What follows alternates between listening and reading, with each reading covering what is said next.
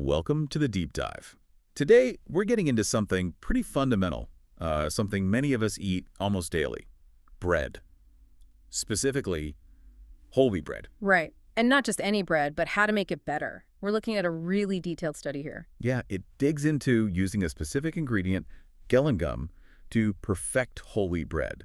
You might think bread's all about, tradition, the baker's touch. And sometimes it is.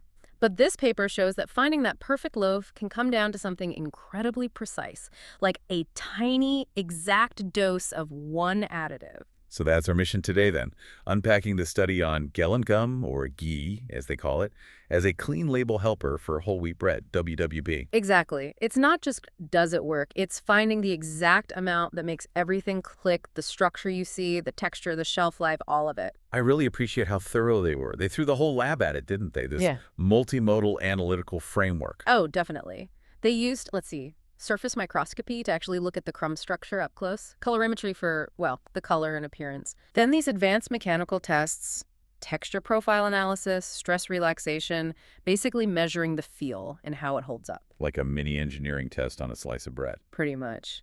And finally, FTIR spectroscopy to confirm what's happening at the molecular level. It's like a full forensic investigation. And the headline finding. They actually pinpointed an ideal amount. They did, very clearly. After testing a whole range of concentrations from none at all, 0%, right up to 2%, weight for weight. Which sounds like a lot for an additive. It can be, yeah. But they found the sweet spot was actually tiny, just 0.125% GG. That specific concentration, which they labeled GG 0.125, was the key. 0.125%. Wow. That small amount changes a tricky whole wheat loaf into something, well, much better. That's the claim, and the data seems to back it up significantly. Okay, before we dive into why that tiny amount works, let's quickly cover Gellan gum itself. If it's clean label, people need to know what it is they might be eating. Good point. So GG is what scientists call a microbial exopolysaccharide. Okay, breaking that down. In simpler terms, it's a natural polymer, like a long-chain molecule, made by a specific bacterium, Sphingomonas elodea, through fermentation. So it's naturally derived. Yes. And its big advantages in food are, 1, that natural origin, 2, it's really stable when heated, which is obviously crucial for baking, Right. and 3, it has GRAS status, generally recognized as safe. That's the ticket to being called clean label. And its main job in food, what does it do? It's brilliant at forming these viscous solutions or even gels, even when you don't use much of it. That property makes it really useful for controlling water in complex systems, like dough. Okay, so it helps manage moisture. We see other things like xanthan gum or agar gum used for that, right? We do. Those are more traditional hydrocolloids. Giji is, relatively speaking, a bit newer in things like whole wheat bread. That's why this study, nailing down the optimal dose, is quite important. I want to pause on that number again, 0.125%. That feels incredibly specific. It suggests there's a real mechanism at play, not just add a bit of gum. The researchers mentioned something called the critical overlap concentration, C-star. Yes, see, that concept is absolutely central to understanding why 0.125% works so well. We'll definitely keep coming back to that. Perfect. So let's set the stage properly. Why is whole wheat bread, which we know is better for us nutritionally, often so, disappointing texturally, why does it need help in the first place? It really comes down to a classic trade-off, nutrition versus texture. Whole wheat bread is definitely superior to white bread made from refined flour. Because it keeps the good stuff. Exactly. It retains essential nutrients like lysine, B vitamins, zinc, and crucially, all that fiber. These are linked to better heart health, anti-inflammatory effects, all the things people want when they choose whole wheat. But there's always a but. There is. The very things that make it healthy, especially the bran and germ components, create technical problems for the baker. The main culprit is the coarse bran fragments. When you mill the whole grain, these pieces get mixed into the flour. Bran is, well, physically abrasive. Like little bits of sandpaper in the dough. That's actually a pretty good analogy. Think of millions of tiny, sharp particles disrupting the main structure of the bread, which is the gluten network. Ah, right. Gluten formed that stretchy network that traps gas and gives bread its volume and texture. Precisely. But the bran fragments literally get in the way. They interfere with the gluten proteins linking up properly during mixing and kneading. They can even physically cut the strands. So instead of a nice continuous elastic web, you get something that's weaker, full of holes, metaphorically speaking. You got it. And the results are pretty predictable.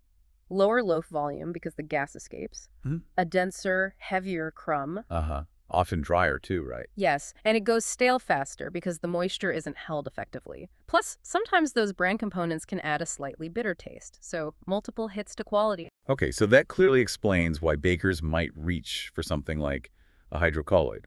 Those gums we mentioned earlier, xanthan gar, CMC. How do they actually work to fix these problems? They essentially act like water management specialists within the dough. Hydrocolloids are hydrophilic. They love water. They kind of step in to compensate for that weakened gluten structure. By doing what with the water? Their main role is to modulate water dynamics. This means improving how much water the dough initially absorbs during mixing, but more importantly, improving water retention during baking and storage. How do they hold on to the water? Is it just like a sponge? It's a bit more sophisticated. They interact really effectively with these starch molecules in the flour, both amylose and amylopectin. Think hydrogen bonds, polymer chains getting tangled up. Okay. When the hydrocolloid forms its network, it basically traps water molecules, keeping them close by and available to keep the starch and gluten plasticized or flexible. And this interaction with starch is key for freshness. Absolutely critical.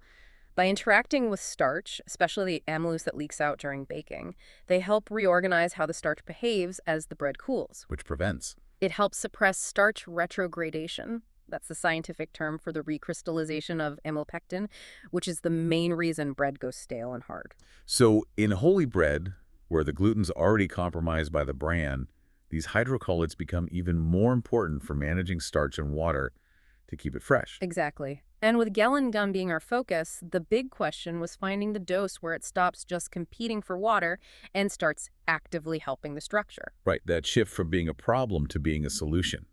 So the goal is minimum GG for maximum effect. Let's look at the evidence. How did these different amounts physically change the bread? Starting with the microscope images. Okay, so the control sample, the one with 0 GG, looked exactly like you'd expect based on what we just discussed.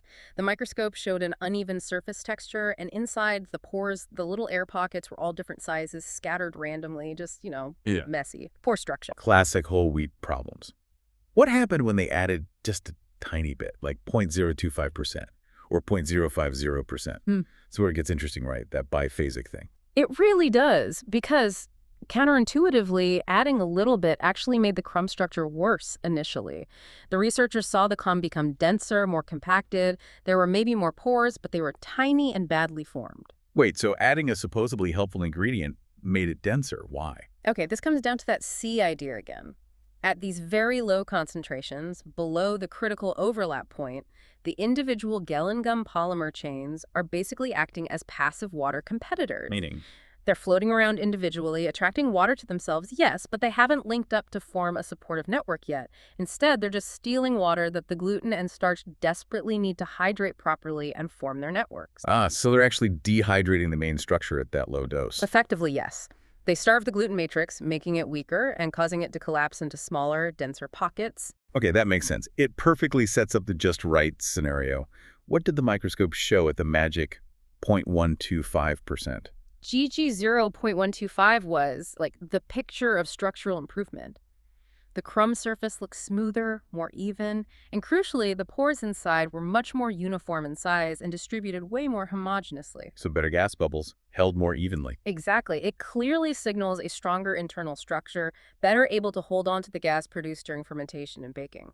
And this is where C, the critical overlap concentration, explains the jump from 0.050% to 0.125%. Can you explain C simply? Let's try that string analogy again. Imagine the GG polymers are like long strands of cooked spaghetti. Below C, say at 0.050%, you only have a few strands floating around in the pot. They bump into things, maybe get tangled a bit, but they don't form a real structure. They just get in the way and soak up sauce, or in our case, water. Okay. But once you reach C, around 0.125%, you've added enough spaghetti strands that they start to physically overlap and intertwine with each other. They create a continuous, tangled network throughout the pot. Like a scaffold made of spaghetti. Exactly, a three-dimensional interconnected network. And at that point, the gum stops being just a water thief and starts acting as a structural support for the whole system. It integrates. It integrates. It reinforces the matrix, helps manage the water distribution beneficially rather than just competing for it. It becomes an active structural partner. And if you add way too much spaghetti, going up to 1% or 2% Gg. Then the network becomes too dense, too thick. You get excessive gelling, too much cross-linking. The microscope showed a really dense, compact, almost rubbery crumb. The structure became overly rigid. So too much is just as bad as too little, but for different reasons. Precisely. Overgelation is detrimental. It's all about hitting that delicate balance, which seems to happen right around 1.125%. That pattern worse than optimal, then worse, again also showed up in the color analysis, didn't it? Which is obviously important for how appealing the bread looks. Let's talk about L, the lightness. Right. L measures how light or dark the crumb is. Yeah. And it definitely followed a nonlinear path, kind of a U shape. And this was mostly driven by how the structure affected the Meade reactions, the browning process. So where was the darkest crumb? Was it at the highest Gigi level? Nope. Again, counterintuitively, the darkest crumb, the lowest L value was found at that disruptive low concentration, GG 0.050. The dense one. The dense one. That compacted structure, maybe because it brought the sugars and amino acids closer together or affected local water activity, actually seemed to accelerate the browning reactions. So it was dense and dark. Okay, so GG 0.050 looking like a failure on multiple fronts. What about the lightest crumb? That was at the high end, GG 1.00, and GG 2000 had the highest L values, meaning the lightest crumbs. Why was that? Here, the excessive Gigi formed such a tight, rigid gel network that it locked up the water too effectively. Meade reactions need a certain amount of available water to proceed. By trapping the moisture, the thick gel actually hindered browning. Fascinating. So low gum helps browning by compaction, high gum hinders browning by locking up water, and our hero, GG 0.125. It managed to avoid both extremes. Its L value and also its browning index, or BI, were statistically pretty much the same as the control bread with no gum. So it fixed the structure without messing up the expected color. Exactly. It maintained that visual integrity. Now what about yellowness? The yellowness index, YI. Yeah. You said this showed something interesting about structure and perception. Yeah. The YI shot up quite dramatically at the highest concentrations, GG 1.0000 and GG 2.000. The crumb looked significantly more yellow. Did the Gigi add yellow color? No, that's the interesting part. It's thought to be about light scattering. Whole wheat flour naturally has some yellow pigments like lutein and beta-carotene. Right. When the crumb structure became extremely dense and compact at those high DG levels, it scattered light differently. It basically made the existing yellow pigments appear more intense to the eye. So it's a physical effect, not a chemical one. The structure makes the inherent color pop more. That's the hypothesis. And it fits perfectly with the high lightness. L values, too. More light scattering means more light reflected back. That idea of physical versus chemical change leads perfectly into the hyperspectral imaging results. This was used to confirm if Gigi was actually changing the bread's chemistry, right? Exactly. Hyperspectral imaging gives you a detailed chemical fingerprint based on how the material reflects light across many wavelengths. They saw the expected peaks for bread around 477 nanometers for carotenoids, 513 for intermediate browning products, 523 for melanoidins, the final brown pigments. The usual suspects for bread color and chemistry. What did comparing the different Gigi levels show? This was really key. When they compared the spectral fingerprints, especially between the control and the optimal dose, GG 0.125, the correlation was incredibly high. Spearman coefficients up around 1.00000. Meaning they looked almost identical chemically. Precisely.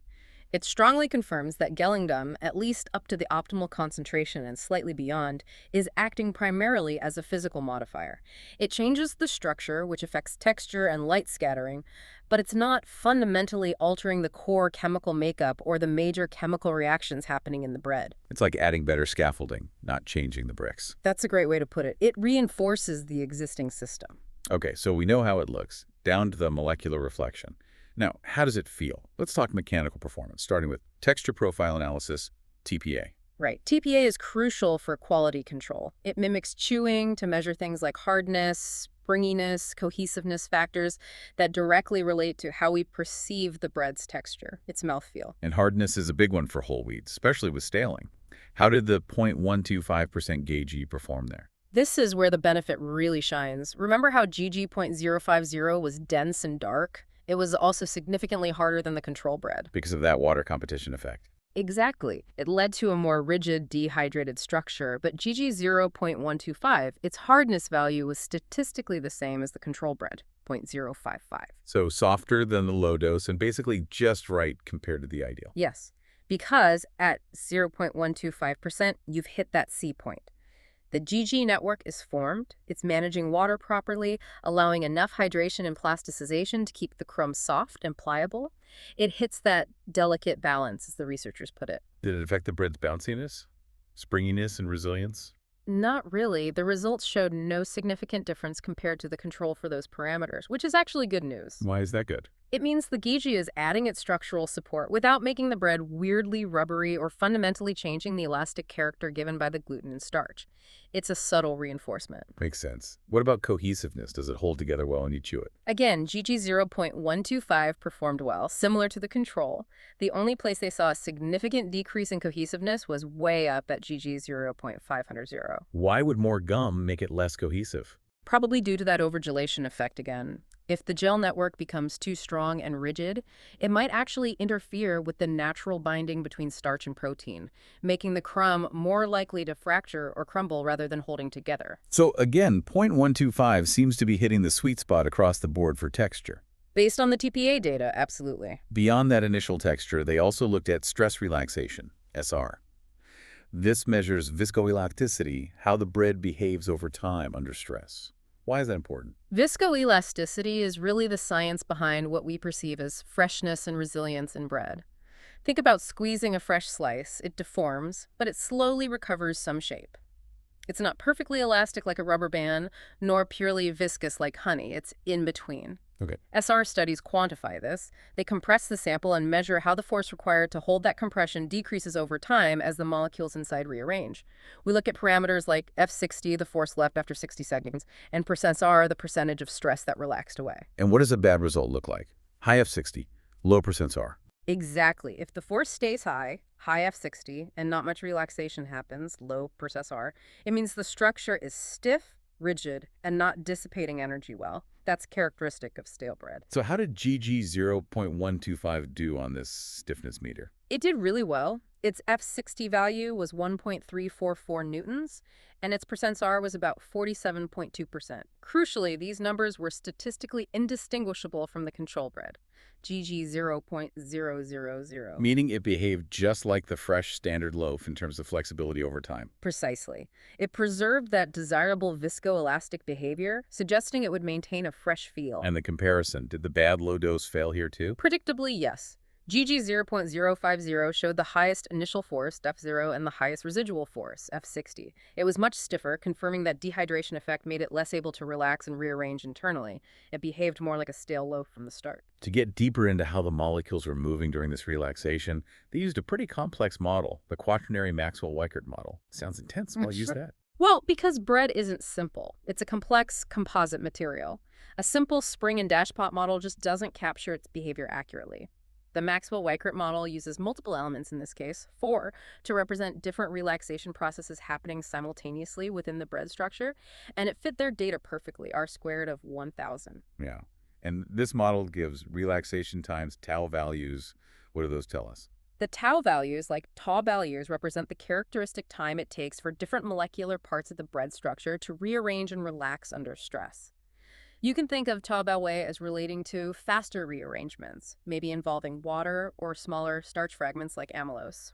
Tau values is usually linked to the slower relaxation of the larger, more complex gluten network. Okay, so what did the tau values show for the different GG levels? Did they confirm the stiffness problem at low doses? They did. Both GG 0.025 and GG 0.050 showed significantly longer relaxation times for both tau 1 and tau 1 null. Longer times means slower relaxation. Exactly.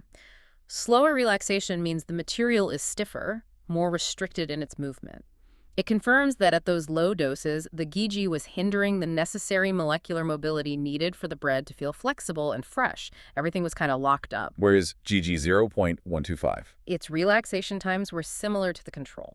This is great evidence. It shows that even though GG 0.125 is adding a structural network, the GG gel, it's doing so in a way that doesn't impede the natural ability of the bread matrix to rearrange and dissipate stress. It adds support without adding excessive rigidity. The balance again. Structural support plus flexibility. That's the ideal combination. Okay, we've covered the physical look, the mechanical feel, the time-dependent behavior. Let's close the loop by going right down to the chemical bonds with FTIR spectroscopy. This confirms the molecular interactions, right? Yes, FTIR is fantastic for that. It shoots infrared light at the sample and measures which wavelengths get absorbed. Different chemical bonds absorb different wavelengths, so you get a fingerprint of the molecules present and how they might be interacting, especially things like hydrogen bonds or protein structures. What specific parts of the fingerprint were they looking at?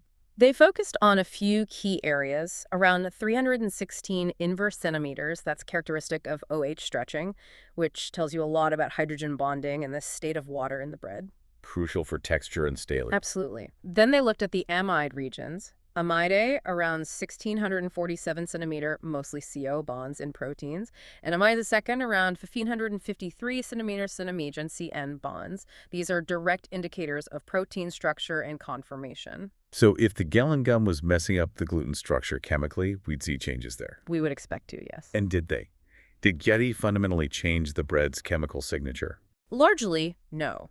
Consistent with the hyperspectral imaging, the overall FTIR spectra showed high correlation across the samples, especially the functional ones.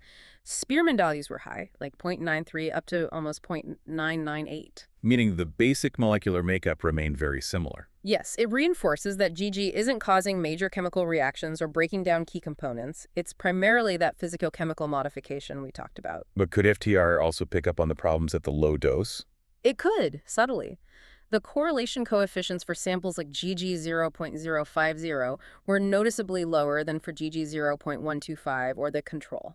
This suggests more molecular heterogeneity, meaning the structure was less uniform at the molecular level.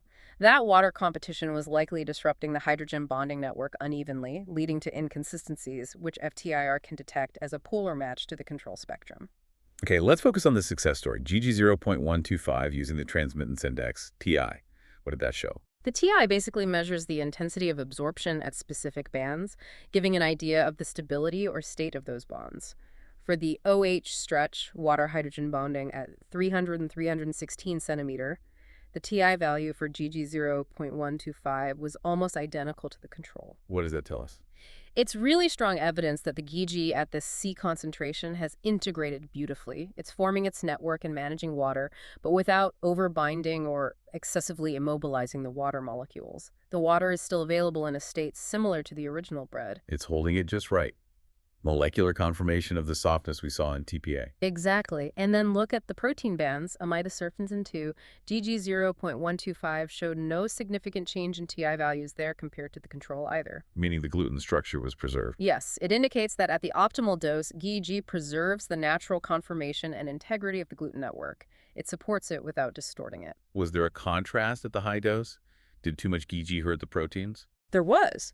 GG 2.1000, the highest dose, actually showed a reduction in TI in the amide bands. The interpretation is that the sheer physical force of that excessive gelling started to compress or alter the natural shape of the protein molecules themselves. Wow, so the gel can literally squash the proteins out of shape if there's too much. It seems plausible. The physical stress becomes too high. So again, the beauty of 0.125% is its gentle touch at the molecular level. It reinforces without damaging the original architecture. The bread's own molecules are still doing their job, just with better support. This whole deep dive really feels like a perfect example of precision food science. They used, everything they could to zero in on this one tiny percentage. And all the different analyses pointed to the same conclusion. The core finding is crystal clear. 0.125% Gellan gum, GG 0.125, is the validated optimal concentration for improving this specific whole wheat bread formulation. Let's quickly recap why that specific number works so well, tying it back to that key concept. It all comes back to hitting that sweet spot near the critical overlap concentration, C. At that point, the GG polymers transition from being isolated nuisances to forming an effective integrated 3D network. And that network does. What exactly? It achieves several things at once. One, it provides the scaffolding for a more uniform pore structure. That's the better crumb we saw under the microscope.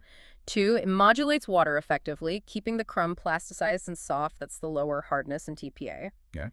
Three, it maintains the bread's natural viscoelastic properties, allowing molecular rearrangement for a fresh feel. That's the good stress relaxation results. And four, it does all this without fundamentally changing the chemical fingerprint or distorting the native protein structure. That's the FTIR conformation. It hits the minimum effective dose for maximum balanced benefit. That's exactly it. And importantly, though we focused on the science, the study did note that the sensory panels found the taste and overall appeal of the GG0.125 bread to be comparable to the control. So you get the structural and shelf life benefits without a weird taste or texture. That's key for actual adoption. So, stepping back, what does this finding mean for the baking industry, especially with the demand for clean labels? I think it firmly positions Gellan as a really potent, effective, and crucially clean label tool for improving whole wheat bread. Bakeries want to offer healthier whole wheat options, but they struggle with the technical challenges we For discussed. the density, the scaling. Exactly. Geiji, used at this optimized, very low dose, offers a solution. It's efficient, you don't need much, which helps with cost. And it delivers tangible improvements in quality, texture, and shelf life, which consumers definitely notice. It's a win-win. It really is amazing that the difference between success and failure can hang on getting that second or third decimal place right. It truly is. The journey to optimize just this one ingredient, Gellan gum, really highlights something fundamental about food science, doesn't it? It's not always about just adding something good. It's about finding that precise, critical concentration, that tiny 0.125% in this case, where an additive stops fighting the system and starts working with it. Where it integrates instead of interferes. Perfectly put. That tiny difference defines the transition from competition to synergy. And that precision isn't just academic. It directly impacts the final product quality, the cost, the shelf life, everything. It really makes you think, doesn't it? Yeah. If this level of fine-tuning matters so much for bread, what other common ingredients, maybe even in our own kitchens, are we using suboptimally? Are we adding too much or maybe too little of something just because we haven't found a specific C for that particular recipe or application? That's a fantastic question to ponder. How much untapped potential for improvement lies hidden in just getting the quantities exactly right? Something for all of us to consider next time we're cooking or baking.